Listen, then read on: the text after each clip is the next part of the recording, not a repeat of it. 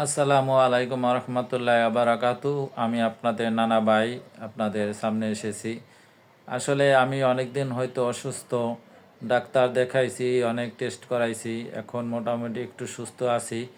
তবে আমি এমন লোক, আমি যদি অভাবেও থাকি, আমি যদি অসুস্থও থাকি, তবে আমি আনন্দে থাকি, হাসি খুশি থাকি। সবসময় হাসি খুশি থাকার চেষ্টা করি, সবসময় হাসির মধ্যে ঠাট্টার মধ্যে থাকার চেষ্টা করি।